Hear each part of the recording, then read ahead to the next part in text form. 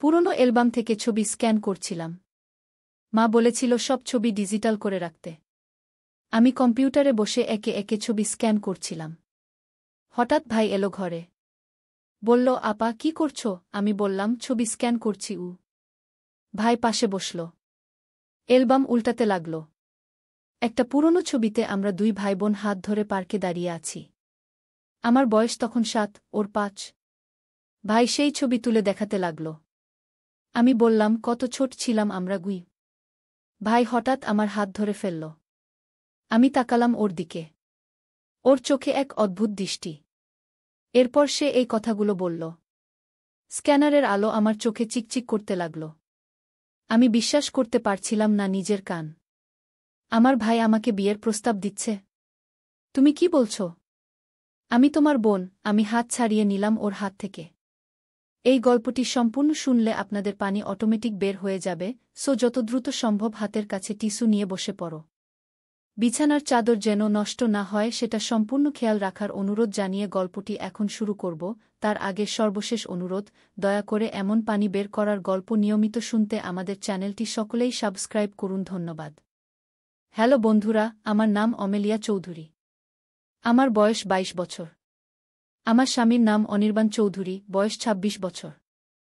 আমাদের 2 সন্তান, অভিক আর অনিকা। অভিক 4 বছর বয়সী, প্লে স্কুলে যায়। অনিকা 2 বছর বয়সী, এখনও ঘরেই থাকে। আমি সেই সন্ধ্যার কথা ভুলতে পারি না। আমার জীবনের মোড় ঘুরিয়ে দেওয়া সেই সন্ধ্যা। ভাইয়ের সাথে পুরনো ছবি দেখছিলাম। হঠাৎ সে আমার দিকে তাকালো এক অদ্ভুত দৃষ্টিতে। আপা, তোমাকে একটা কথা বলতে চাই, ভাই বলল। কি? আমি বললাম। স্ক্যানারের আলো আমার মুখে পড়ে চিকচিক করছিল। আমি ভাই থামল। কি হয়েছে? বলো আমি জিজ্ঞাসা করলাম। আমি তোমাকে একটা কথা বলতে চাই। কিন্তু তুমি রাগ করবে কি না জানি না। ভাই বলল। না, বলো। আমি রাগ করব না। আমি বললাম। আমি তোমাকে একটা কথা বলতে চাই। আমি ভাই আমতা আমতা করতে লাগল। স্পষ্ট করে বলো। কি হয়েছে? আমি অধৈর্য হয়ে বললাম। আমি তোমাকে। আমি ভাই হঠাৎ আমার হাত ধরল। আমি অবাক হয়ে গেলাম যখন সে বলল, আপা, সেদিন আমরা হাত ধরে দাঁড়িয়েছিলাম ভাইবোন হিসেবে, কিন্তু আজ আমি তোমার হাত ধরতে চাই অন্যভাবে। আমি তোমাকে ভালোবাসি, তোমাকে আমার স্ত্রী হিসেবে চাই। বিয়ে করো আমাকে। আমি হতবাক হয়ে গেলাম। আমার মুখ দিয়ে কথা বের হল না। আমি শুধু তাকিয়ে রইলাম ওর দিকে। কি হলো? কিছু বলছো না কেন? ভাই জিজ্ঞাসা করল। তুমি পাগল হয়ে গেছো নাকি? আমি তোমার বোন। আমরা একই মা বাবার সন্তান। এটা কি বলছো তুমি? আমি চিৎকার করে উঠলাম। ভাই হাসতে লাগল। আসলে এই সময় দরজায় টোকা পড়ল। আমার স্বামী অনির্বাণ ঘরে ঢুকল। কি হয়েছে? চিৎকার শুনলাম। সে জিজ্ঞাসা করল। তুমি শোনো একবার। তোমার শ্যালক কি বলছে? আমি রেগে গিয়ে বললাম। কি হয়েছে? অনির্বাণ জিজ্ঞাসা করল। এই যে তোমার শ্যালক আমাকে বিয়ের প্রস্তাব দিচ্ছে, আমি বললাম। অনির্বাণ অবাক হয়ে ভাইয়ের দিকে তাকাল। কি? না না, ভুল বুঝেছ। আমি তো শুধু পরীক্ষা করছিলাম। ভাই বলল। কিসের পরীক্ষা? আমি রেগে গিয়ে বললাম। আসলে আমি তোমাদের একটা কথা বলতে চাই। ভাই বলল। কি কথা? অনির্বাণ জিজ্ঞাসা করল। আমি আসলে তোমাদের বোন নই। ভাই বলল। আমরা দুজনেই অবাক হয়ে গেলাম। কি বলছো তুমি? আমি জিজ্ঞাসা করলাম। হ্যাঁ, আমি তোমাদের বোন নই। আমি আসলে একজন গোয়েন্দা। আমি একটা কেস নিয়ে কাজ করছি। আর সেই কেসের সূত্র ধরে আমি এখানে এসেছি। ভাই বলল। কি? আমি হতবাক হয়ে বললাম। হ্যাঁ, আমি আসলে তোমাদের বোন নই। আমি একজন গোয়েন্দা। আমার নাম অনুরাধা রহমান। আমি সিআইডিতে কাজ করি। ভাই বলল। কিন্তু তুমি তো আমার ভাই। আমরা একসাথে বড় হয়েছি। আমি বললাম। না, আমি তোমার ভাই নই। আমি তোমাদের পরিবারে ঢুকেছি একটা কেস সলভ করার জন্য। আমি আসলে তোমাদের পরিবারের সদস্য নই। ভাই বলল। কিন্তু আমাদের ছবি? আমরা একসাথে যে ছবি তুলেছি? আমি জিজ্ঞাসা করলাম। ওসব সব ফটোশপ করা। আমি আসলে তোমাদের পরিবারের সদস্য নই। আমি একজন গোয়েন্দা, কি ভাই বলল। কিন্তু কেন? তুমি আমাদের পরিবারে কেন ঢুকেছ? অনির্বাণ জিজ্ঞাসা করল। কারণ আমি একটা কেস নিয়ে কাজ করছি। আর সেই কেসের সূত্র ধরে আমি এখানে এসেছি, খে ভাই বলল। কি কেস? আমি জিজ্ঞাসা করলাম। তোমাদের বাড়িতে একটা গুপ্তধন আছে। সেটা খুঁজে বের করার জন্য আমি এখানে এসেছি, খে ভাই বলল। গুপ্তধন? আমাদের বাড়িতে? আমি অবাক হয়ে বললাম। হ্যাঁ, তোমাদের বাড়িতে একটা গুপ্তধন আছে। আর আমি সেটা খুঁজে বের করতে এসেছি, খে ভাই বলল। কিন্তু কেন? সেই গুপ্তধন কেন এত গুরুত্বপূর্ণ? অনির্বাণ জিজ্ঞাসা করল। কারণ সেই গুপ্তধন আসলে একটা গুরুত্বপূর্ণ দলিল। সেই দলিলের মাধ্যমে আমরা একটা বড় অপরাধ চক্রকে ধরতে পারব, খি ভাই বলল। কিন্তু আমাদের বাড়িতে কেন সেই দলিল থাকবে? আমি জিজ্ঞাসা করলাম। কারণ এই বাড়ির আগের মালিক ছিলেন সেই অপরাধ চক্রের সদস্য। তিনি মারা যাবার আগে সেই দলিল এখানে লুকিয়ে রেখে গেছেন, কি ভাই বলল। কিন্তু আমরা তো এই বাড়িতে 10 বছর ধরে থাকছি। আমরা কোনো দলিল পাইনি, অনির্বাণ বলল। হ্যাঁ, কারণ সেটা খুব ভালো করে লুকানো আছে। আর আমি এখানে এসেছি সেটা খুঁজে বের করার জন্য, কি ভাই বলল। কিন্তু তুমি আমাদের কেন বিশ্বাস করনি? তুমি আমাদের বলতে পারতে। আমরা তোমাকে সাহায্য করতাম, কি আমি বললাম। কারণ আমি জানতাম না তোমরা কি ধরনের মানুষ। আমি জানতাম না তোমরা বিশ্বাসযোগ্য কিনা। তাই আমি তোমাদের কাছে নিজেকে তোমাদের ভাই হিসেবে পরিচয় দিয়েছিলাম, কি ভাই বলল। কিন্তু এখন কেন বললে? এখন কেন সত্য প্রকাশ করলে? অনির্বাণ জিজ্ঞাসা করল। কারণ আমি এখন বুঝতে পারছি তোমরা ভালো মানুষ। তোমরা বিশ্বাসযোগ্য। আর আমি তোমাদের সাহায্য চাই, কি ভাই বলল। কিন্তু এভাবে আমাকে বিয়ের প্রস্তাব দিয়ে? আমি রেগে গিয়ে বললাম। না না, সেটা তো শুধু একটা পরীক্ষা ছিল। আমি দেখতে চাইছিলাম তুমি কিভাবে রিজেক্ট করো। আমি জানতাম তুমি রাগ করবে। আর তুমি রাগ করেছ, যা আমি আশা করেছিলাম। এতে বোঝা গেল তুমি একজন ভালো মেয়ে, কি ভাই বলল। কিন্তু তুমি আমাদের বিশ্বাস করতে পারো, এটা তুমি কিভাবে জানলে? অনির্বাণ জিজ্ঞাসা করল। আমি তোমাদের অনেক দিন ধরে অবজার্ভ করছি। আমি দেখেছি তোমরা কিভাবে একে অপরকে ভালোবাসো, কিভাবে তোমাদের বাচ্চাদের লালন পালন করো। আমি বুঝতে পারছি তোমরা ভালো মানুষ, কে ভাই বলল। কিন্তু এই গল্প বিশ্বাস করা কি সম্ভব? তুমি আমাদের ভাই নও।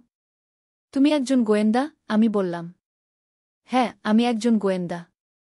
আমার নাম অনুরাধা রহমান। আমি সিআইডিতে কাজ করি, খে ভাই বলল। কিন্তু তুমি তো একজন ছেলে, অনির্বাণ বলল।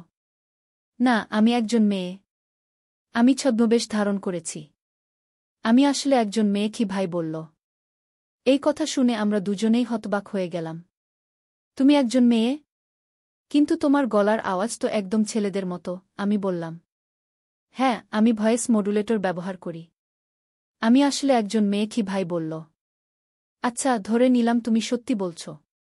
তাহলে এখন কি করতে হবে? অনির্বাণ জিজ্ঞাসা করল। আমাদের সেই গুপ্তধন খুঁজে বের করতে হবে। আর সেজন্য আমি তোমাদের সাহায্য চাই, কি ভাই বলল। কিন্তু সেই গুপ্তধন কোথায় আছে? আমি জিজ্ঞাসা করলাম। আমি জানি না। আমি শুধু জানি এটা এই বাড়িতে কোথাও লুকানো আছে। আর আমাদের সেটা খুঁজে বের করতে হবে, কি ভাই বলল। কিন্তু আমরা কোথা থেকে শুরু করব? অনির্বাণ জিজ্ঞাসা করল। আমি একটা মানচিত্র পেয়েছি। সেই মানচিত্র অনুসারে আমরা খুঁজতে পারি, খে ভাই বলল। কোথায় সেই মানচিত্র? আমি জিজ্ঞাসা করলাম। ভাই পকেট থেকে একটা কাগজ বের করল। এই যে আমরা দুজনেই সেই কাগজটা দেখলাম। সেটা ছিল আমাদের বাড়ির একটা পুরনো ব্লুপ্রিন্ট। সেখানে কিছু চিহ্ন দেওয়া ছিল। এই চিহ্নগুলো কি? অনির্বাণ জিজ্ঞাসা করল। এগুলো হলো সম্ভাব্য জায়গা যেখানে গুপ্তধন লুকানো থাকতে পারে, কি ভাই বলল।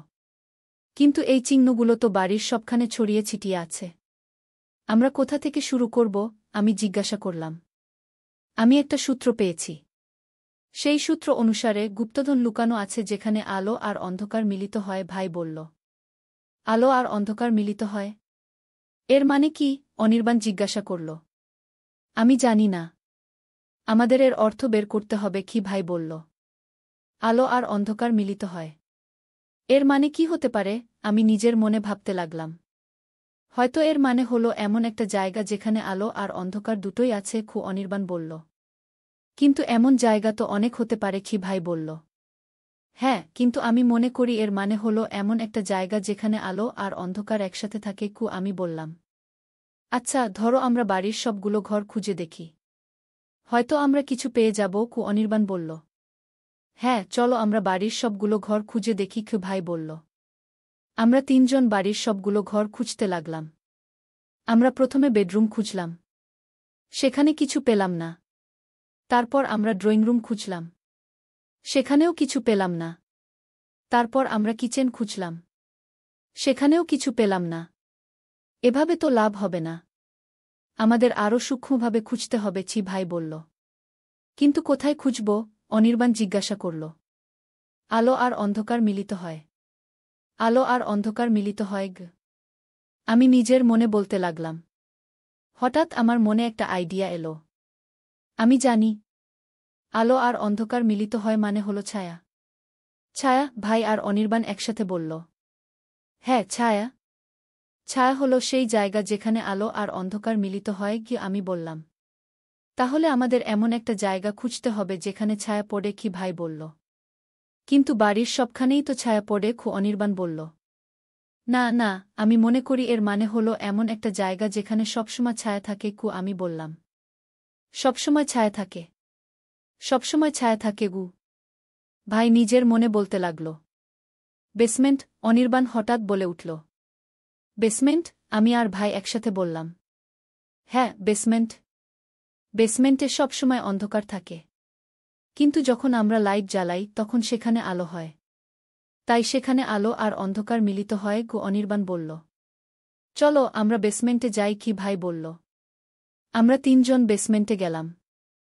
বেসমেন্টটা ছিল অন্ধকার। আমরা লাইট জ্বালালাম।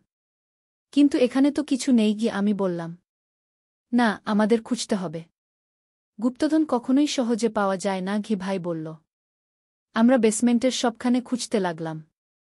কিন্তু কিছুই পেলাম না। এখানে কিছু নেই। অনির্বাণ বলল।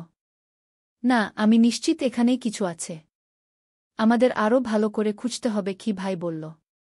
আমরা আবার খুঁজতে লাগলাম। এবার আমরা বেসমেন্টের দেয়ালগুলো পরীক্ষা করতে লাগলাম। দেখো, এখানে কিছু একটা আছে। ভাই হঠাৎ বলে উঠল। আমরা সবাই তাকালাম। ভাই একটা দেয়ালের দিকে আঙুল দিয়ে দেখাচ্ছিল।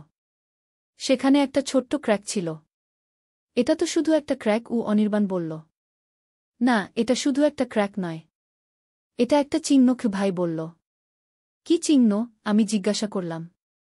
দেখো, এই ক্র্যাকটা দেখতে অনেকটা একটা তীরের মতো। আর এটা ওই দিকে ইঙ্গিত করছে। ভাই বলল, একটা দিকে আঙুল দিয়ে দেখিয়ে। আমরা সেই দিকে তাকালাম। সেখানে একটা পুরনো আলমারি ছিল। আমরা এই আলমারি আগেও দেখেছি। এর মধ্যে কিছু নেই। অনির্বাণ বলল। না, আমি মনে করি আমাদের আলমারিটা সরাতে হবে। হয়তো এর পিছনে কিছু আছে। ভাই বলল। আমরা তিনজন মিলে আলমারিটা সরালাম। আর আমরা যা দেখলাম তাতে অবাক হয়ে গেলাম। আলমারির পিছনে একটা ছোট্ট দরজা ছিল। এই দরজা আমি আগে কখনো দেখিনি। আমি অবাক হয়ে বললাম। আমিও না, অনির্বাণ বলল। আমি বলেছিলাম না এখানে কিছু একটা আছে? ভাই বলল। চলো দরজাটা খুলি। অনির্বাণ বলল। আমরা দরজাটা খোলার চেষ্টা করলাম। কিন্তু সেটা লক করা ছিল। এটা লক করা আছে? আমি বললাম। আমার কাছে কিছু টুলস আছে। আমি খুলতে পারবো। ভাই বলল। ভাই তার পকেট থেকে কিছু টুলস বের করল এবং দরজার লক খুলতে লাগল। কিছুক্ষণ পর লকটা খুলে গেল। খুলে গেছে, ভাই বলল। আমরা তিনজন দরজাটা খুললাম। দরজার পিছনে একটা ছোট্ট কোঠরি ছিল। সেই কোঠরিতে একটা বাক্স ছিল। এই বাক্সটা কি সেই গুপ্তধন? অনির্বাণ জিজ্ঞাসা করল। হ্যাঁ, আমি মনে করি এটাই সেই গুপ্তধন। ভাই বলল। আমরা বাক্সটা খুললাম। তার মধ্যে একটা পুরনো খাতা ছিল। এই খাতাটা? আমি জিজ্ঞাসা করলাম। হ্যাঁ, এই খাতাটাই সেই গুপ্তধন। ভাই বলল। কিন্তু এটা তো শুধু একটা খাতা। অনির্বাণ বলল। না, এটা শুধু একটা খাতা নয়। এটা একটা ডায়েরি। এবং এর মধ্যে সেই অপরাধ চক্রের সব তথ্য আছে। ভাই বলল। আমরা খাতাটা খুলে দেখলাম। সেখানে অনেক নাম, তারিখ এবং অঙ্কের হিসাব লেখা ছিল। এগুলো কি? আমি জিজ্ঞাসা করলাম। এগুলো হলো সেই অপরাধ চক্রের সদস্যদের নাম, তারা কি কি অপরাধ করেছে, তার তারিখ, এবং তারা কত টাকা উপার্জন করেছে তার হিসাব। ভাই বলল। এটা তো খুবই গুরুত্বপূর্ণ তথ্য, অনির্বাণ বলল। হ্যাঁ, এই তথ্যের মাধ্যমে আমরা সেই অপরাধ চক্রকে ধরতে পারব, কি ভাই বলল। হঠাৎ আমরা শব্দ শুনলাম। কেউ একজন বেসমেন্টে নেমে আসছিল। কে আসছে? আমি ভয় পেয়ে জিজ্ঞাসা করলাম। আমি জানি না। কিন্তু আমাদের সাবধান হওয়া উচিত, কি ভাই বলল। আমরা তিনজন ওই ছোট্ট কোঠরির পিছনে লুকিয়ে পড়লাম। আমরা দেখলাম একজন লোক বেসমেন্টে নেমে এলো। সে আমাদের চেনা একজন লোক ছিল না। ওকে? অনির্বাণ ফিসফিস করে জিজ্ঞাসা করল। আমি জানি না। কিন্তু ও আমাদের বাড়িতে কি করছে? আমি ফিসফিস করে জিজ্ঞাসা করলাম। আমি মনে করি ও সেই অপরাধ চক্রের একজন সদস্য। ও হয়তো সেই ডায়েরিটা খুঁজতে এসেছে, কি ভাই ফিসফিস করে বলল। লোকটা বেসমেন্টে এদিক ওদিক তাকাতে লাগল। সে আলমারির দিকে এগিয়ে গেল। ও আলমারির দিকে যাচ্ছে, আমি ফিসফিস করে বললাম। ও দেখতে পাবে যে আলমারিটা সরানো হয়েছে এবং ছোট্ট দরজাটা খোলা আছে। অনির্বাণ ফিসফিস করে বলল। আমাদের কিছু করতে হবে, কি ভাই ফিসফিস করে বলল। লোকটা আলমারির কাছে পৌঁছে গেল এবং দেখতে পেল যে আলমারিটা সরানো হয়েছে এবং ছোট্ট দরজাটা খোলা আছে। কে এখানে এসেছে? লোকটা চিৎকার করে বলল। আমরা চুপ করেছিলাম। আমি জানি তোমরা এখানে আছো। বেরিয়ে এসো, লোকটা চিৎকার করে বলল। আমরা চুপ করেছিলাম। আমার কাছে পিস্তল আছে। আমি গুলি করব যদি তোমরা বেরিয়ে না আসো, লোকটা চিৎকার করে বলল। আমাদের বেরিয়ে যেতে হবে, কি ভাই ফিসফিস করে বলল। কিন্তু ও আমাদের মেরে ফেলবে, আমি ফিসফিস করে বললাম। না, আমি একজন প্রশিক্ষিত গোয়েন্দা। আমি ওকে সামলাতে পারব, কি ভাই ফিসফিস করে বলল। কিন্তু ওর কাছে পিস্তল আছে, অনির্বাণ ফিসফিস করে বলল। আমার কাছেও আছে, চি ভাই বলে তার পকেট থেকে একটা পিস্তল বের করল। তোমার কাছে পিস্তল আছে? আমি অবাক হয়ে ফিসফিস করে জিজ্ঞাসা করলাম। হ্যাঁ, আমি তো বললাম আমি একজন গোয়েন্দা, কি ভাই ফিসফিস করে বলল। এক হিসেবে করি। আমি ওকে ভুল পথে নিয়ে যাব। তোমরা দুজন ওই সময় ছোট্ট দরজা দিয়ে বেরিয়ে যাবে, কি ভাই ফিসফিস করে বলল। না, আমরা তোমাকে একা ছেড়ে যাব না, অনির্বাণ ফিসফিস করে বলল। আমি একা সামলাতে পারব। তোমরা দুজন বেরিয়ে যাও, ভাই ফিসফিস করে বলল। আমরা আর তর্ক করলাম না। ভাই বেরিয়ে গেল এবং লোকটার সাথে কথা বলতে লাগল। আমরা অনির্বাণের সাথে ছোট্ট দরজা দিয়ে বেরিয়ে গেলাম। হ্যালো, আপনি কে? ভাই লোকটাকে জিজ্ঞাসা করল। আমি কে সেটা তোমার জানার দরকার নেই। তুমি কে? লোকটা ভাইকে জিজ্ঞাসা করল।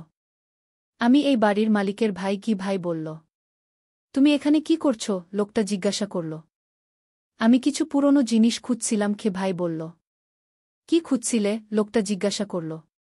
কিছু পুরনো ছবি, কে ভাই বলল। তুমি মিথ্যা বলছ। তুমি সেই ডায়েরিটা খুঁজছিলে, লোকটা চিৎকার করে বলল। কোনো ডায়েরি? আমি কোনো ডায়েরির কথা জানি না, ঘি ভাই বলল। আমি জানি তুমি সেই ডায়েরিটা খুঁজছিলে। কোথায় সেটা? লোকটা চিৎকার করে বলল। আমি সত্যিই জানি না আপনি কি বলছেন, কে ভাই বলল। আমরা অনির্বাণের সাথে সিঁড়ি দিয়ে উপরে উঠে গেলাম। আমরা পুলিশে ফোন করলাম। পুলিশে ফোন করেছ? অনির্বাণ জিজ্ঞাসা করল। হ্যাঁ, তারা আসছে, আমি বললাম। আমরা ভাইয়ের জন্য চিন্তিত ছিলাম। কিন্তু আমরা জানতাম সে একজন প্রশিক্ষিত গোয়েন্দা এবং সে নিজেকে রক্ষা করতে পারবে। কিছুক্ষণ পর আমরা গুলির শব্দ শুনলাম। আমরা ভয় পেয়ে গেলাম। ওমাগো! ভাইয়ের কি কিছু হয়েছে? আমি চিৎকার করে বললাম। আমি নিচে যাচ্ছি, অনির্বাণ বলল। না, তুমি যাবে না। আমরা পুলিশের জন্য অপেক্ষা করব, আমি বললাম। কিছুক্ষণ পর পুলিশ এলো। তারা বাড়ির চারপাশে ছড়িয়ে পড়ল। কিছু পুলিশ অফিসার বেসমেন্টে গেল। আমরা উদ্বিগ্ন ছিলাম। আমরা জানতাম না ভাইজের কি হয়েছে। কিছুক্ষণ পর পুলিশ অফিসাররা বেসমেন্ট থেকে উপরে এলো। তাদের সাথে ভাইও ছিল। সে ঠিক ছিল। ভাই, তুমি ঠিক আছো? আমি চিৎকার করে বললাম। হ্যাঁ, আমি ঠিক আছি। ওই লোকটাকে আমি ধরে ফেলেছি, কে ভাই বলল। সে কে? অনির্বাণ জিজ্ঞাসা করল।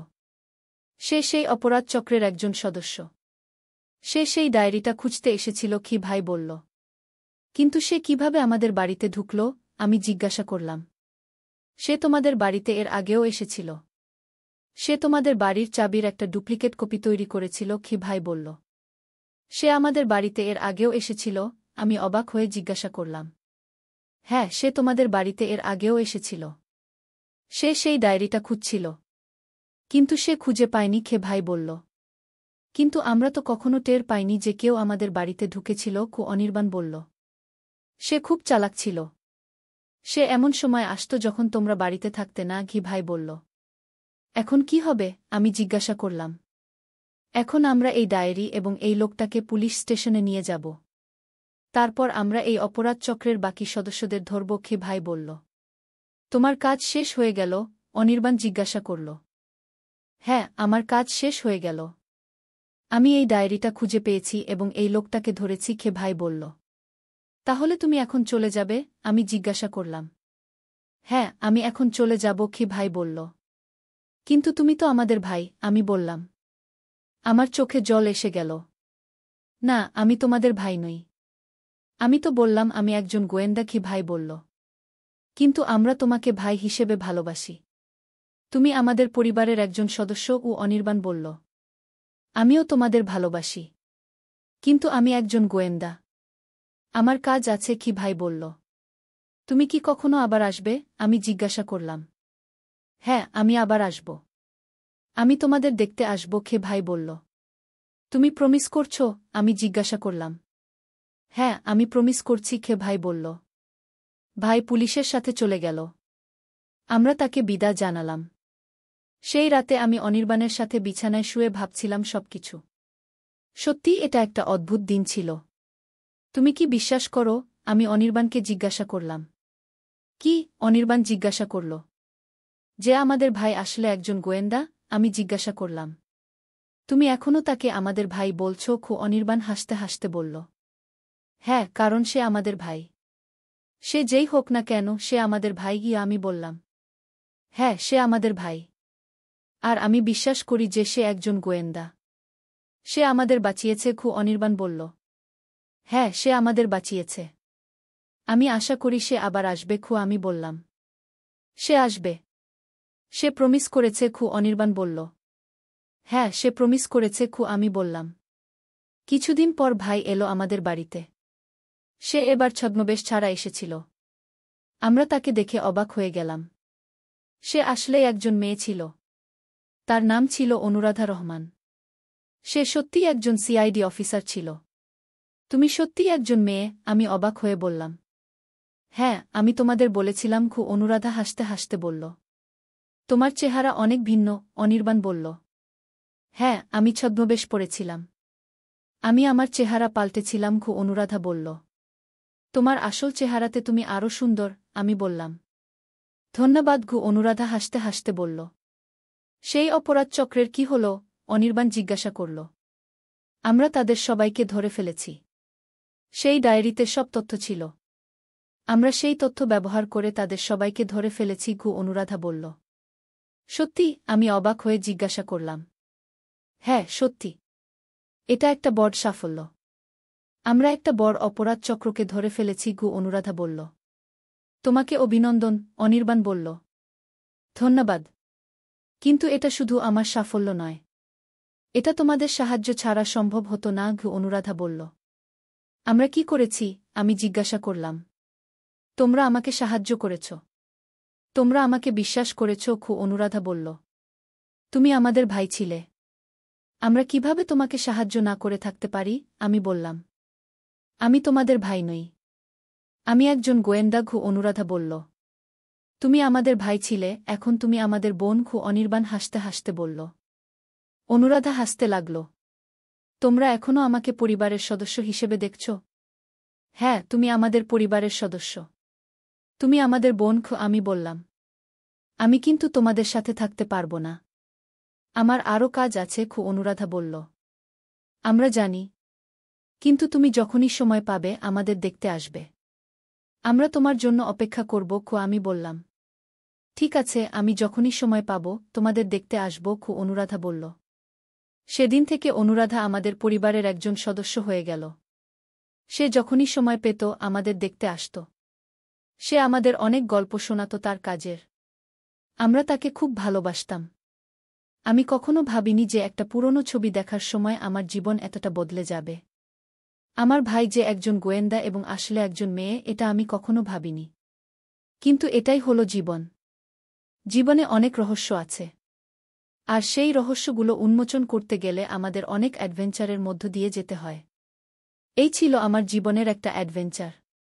আমার জীবনে আরও অনেক অ্যাডভেঞ্চার আছে। সেগুলো আমি আরেক দিন বলব।